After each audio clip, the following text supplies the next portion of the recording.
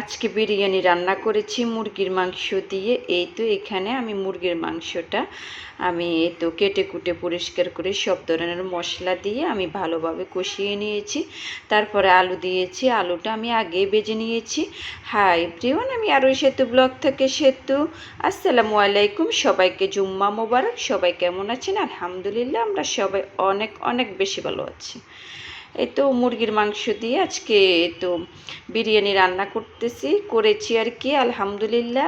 আর এই তো এখানে আমি মশলা দিয়ে ভালোভাবে কষিয়ে নিয়েছি মাংসটা। তারপরে এখানে আমি একটা পাতিলে পেঁয়াজ বেরেস্তা করে তারপরে অর্ধেক পেঁয়াজ উঠিয়ে নিয়েছি। তারপরে বাকি অর্ধেকের মধ্যে আমি চালটা দিয়ে দিলাম।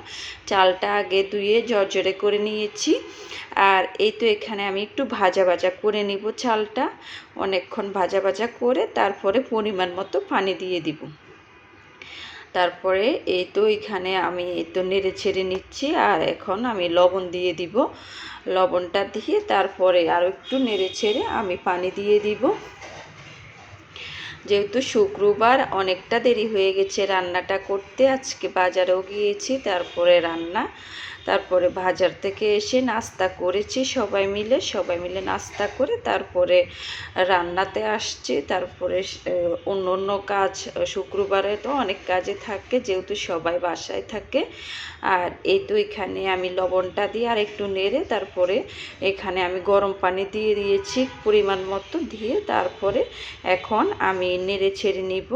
তারপরে ঢেকে দিব, একটু ঢেকে তারপরে একটু পানিটা শুকিয়ে আসলে আমি মাংসগুলো দিয়ে দিব। আর মাংসটা এর মধ্যে আমার রান্না করা পুরো কমপ্লিট।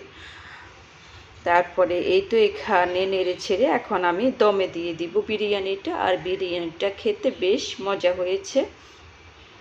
তারপরে বিরিয়ানি বসিয়ে দিয়ে আমি এখন এর মধ্যে আজানের বাবাও চলে আসছে। আমি বিরিয়ানিটা দমে দিয়ে তারপরে গোসল করতে যাব। গোসল করে এসে নামাজ পড়ে তারপরে সবাই মিলে খাবো। আর এই তো এখানে আমি গুঁড়ো দুধ দিয়ে দিলাম একটু উপরে, তারপরে কাঁচামরিচ আর এখন পেঁয়াজ বেরেস্তা দিয়ে আমি ঢেকে দিব।